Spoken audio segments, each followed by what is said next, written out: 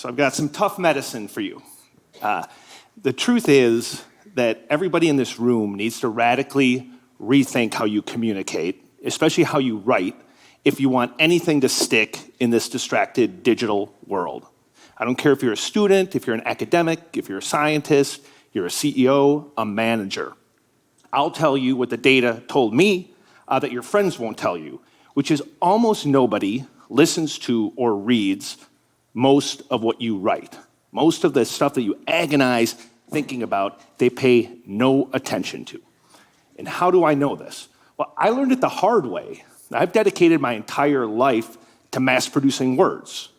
I'm a journalist by training, started at the Oshkosh Northwestern, worked my way up to covering the presidency for the Washington Post and the Wall Street Journal, and I started two media companies, all about mass producing words, Politico and now Axios.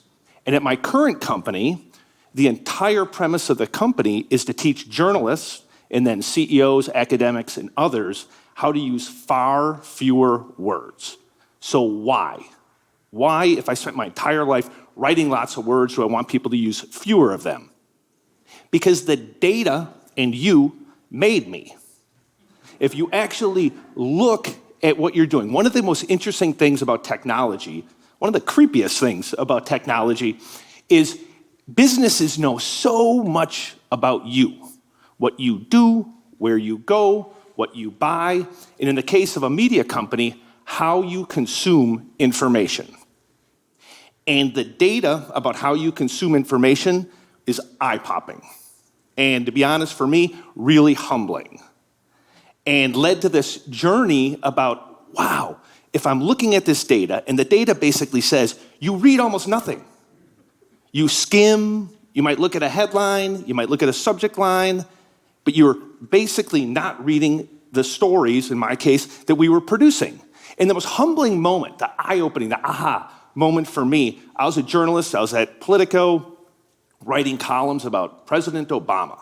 And we wrote this column, and I looked at the traffic numbers, and the White House had to respond to it. And boy, was I feeling cool and smart, until I looked at the data. So back then, you had to paginate pages online. And so, you had to click from one page to the next to keep reading.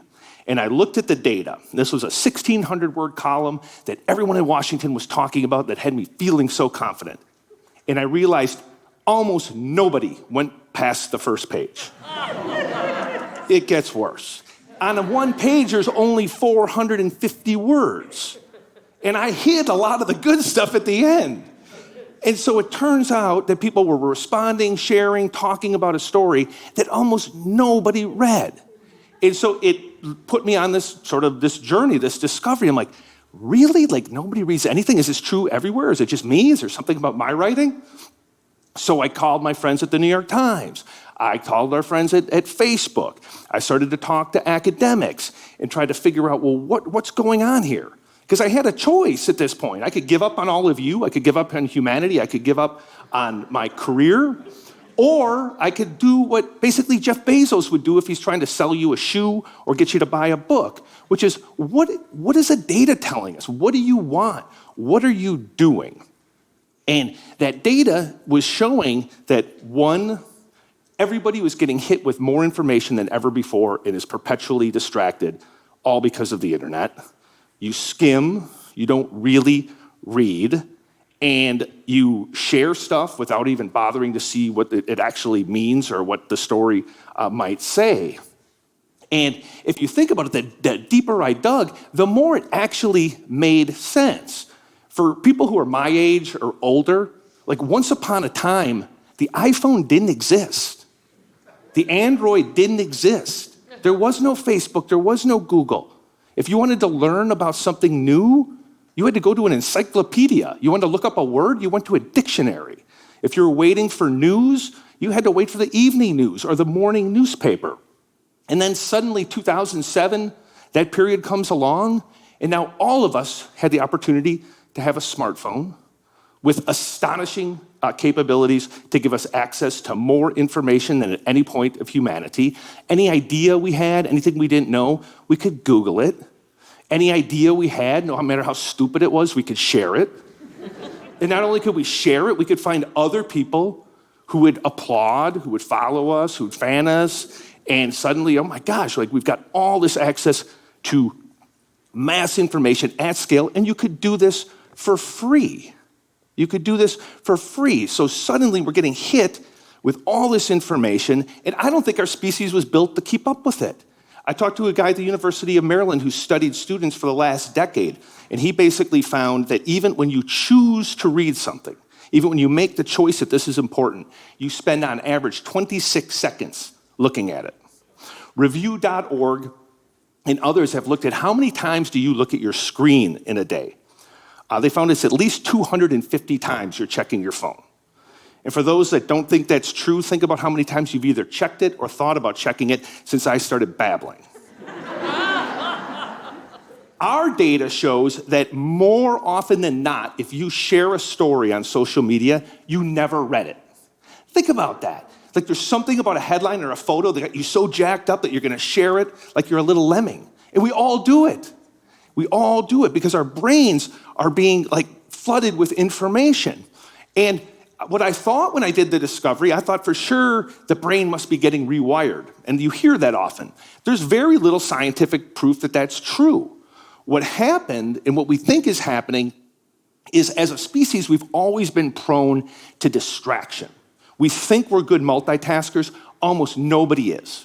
We're good at doing one thing if you're focused on it. The University of California, Irvine studied this. They studied our distractibility and found that if you get distracted on something, it takes you 20 minutes to truly refocus. Now think about your day. It's just awash in distraction, awash in words, tweeted words, texted words, Slacked words, email words, words. And then you peck at your little computer looking for more, any more. So no wonder nobody's paying attention to almost anything you're saying or doing. No wonder it's so hard to get people to pay attention to anything. So at Axios, as we thought about this, and we said, listen, if the consumer's saying they want more information quicker, and they're not going to spend that much time, and you want to stay in journalism, what would you do? What would you do? And our solution was what we call smart brevity, that people want smart content, essential content, but they want it delivered efficiently, as fast as humanly possible. And we saw it in how people were getting our information, how they were getting it elsewhere. And so we built a whole company around it to teach journalists how to do it. And journalists kind of adapted right away. And suddenly we had awesome readership almost overnight. People in the White House, CEOs, tech leaders. And then the two interesting things happened after that. I started to get not 10 or 20, literally hundreds of notes from readers saying, thank you. You're trying to save me time, I can tell. I never asked for a thank you, especially when you cover politics. You're lucky not to get hit by a shoe, much less actually have someone thank you for it. But I was like, that is interesting. And then about a year and a half in, we started to get calls from companies, from the NBA, from startups, and almost all were saying the same thing. Hey, our executives, our people, they're reading Smart Brevity, but they won't read anything that we do internally. This led me on another journey to figure out why people can't get people to read about things that are happening at their company or happening at their school, or happening at their startup. And it turned out that basically people were vomiting so many words in all these places that nobody was paying attention to it. And that's where we thought, smart brevity could work in almost any setting. So we get a call from the CIA, the head of the CIA. They call us and they say, listen, can you guys come in and talk to our team about how spies can essentially give a much more crisper explanation of what they're seeing on the ground, like what are the threats? They're not great communicators. These messages are meandering. So my partner goes in, talks to the CIA, explains the tricks and tips I'm going to give you in a second. And in the audience is a guy who writes the presidential daily brief. And this was under Donald Trump. And he would write it, go in, and they would brief him. And he was so enamored with this idea of communicating more effectively that he quit and now works for us teaching other people how to communicate more effectively. I'm not blaming Trump. I'm saying it's because of us, because of Axios. Around the same time, Jamie Dimon, one of the most famous CEOs of our generation, he writes his annual letter. It's 32,000 words long about his observations on banking and on the world. 32,000 words is basically a book, so he's probably lucky if even his family members read it. So his staff calls us and they say, hey, listen, it seems like you guys are good at getting people to pay attention to information. Could you do a smart brevity version of it? So we took his most important points, turned 32,000 words into a couple hundred, and voila, they got much more engagement, much more traction in people seeing what's important, remembering what's important. So what I want to leave you with are, what are some of the basic tips? Because you probably know it, you're frazzled, you're distracted, you can see it when you're trying to send a message. What are the things that you could do differently starting today to become a vastly more effective communicator? Number one, stop being selfish. Stop being selfish. What do I mean by that? So much of writing is self-indulgent. We write about what we care about, and we write at the length that we want to write about. We don't think about the whole purpose of it, which is, what is the person that I'm writing this for or talking to, what do they actually need to know? What do they actually care about? Reverse the way you think about communicating. At our company, the first two words of our manifesto are audience first. How do you serve the people that you're trying to reach? The Holy Father himself has blessed this concept indirectly. So the Pope Francis just gave a speech recently in Slovakia, where he was talking to priests about the homilies that they're giving.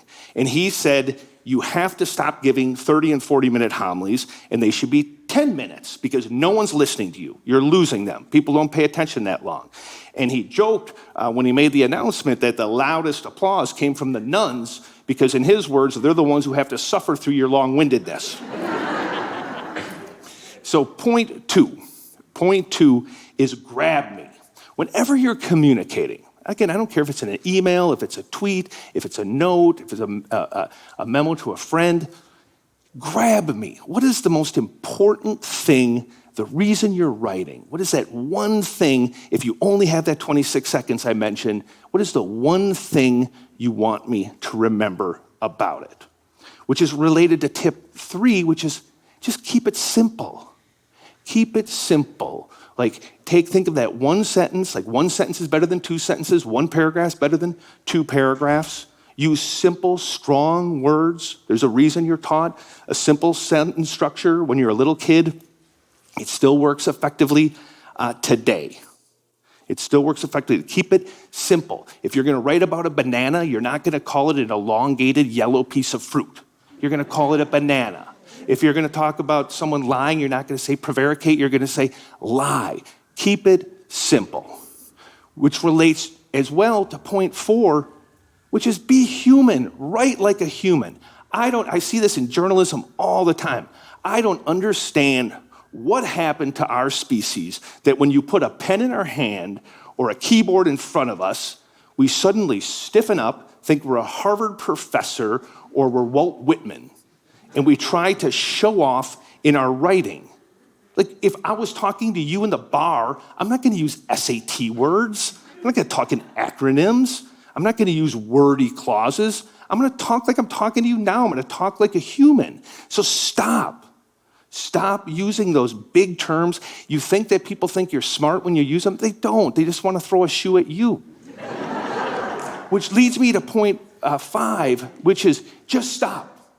Just stop. The greatest gift that you can give yourself and others in this cluttered world is their time back, and is your time back. Use as few words, as few sentences as humanly possible so that that person gets the message you want and you both get the time back that you deserve. And I can tell you this, I've seen it in my own life. If you just start to think about the efficiency of communication, if you put into practice a couple of the tips that I just talked about, you will see in your own mind that you start to think more clearly, talk more clearly, write more clearly. And you'll see ultimately that it's selfishly good for you because you'll be heard again. Thank you.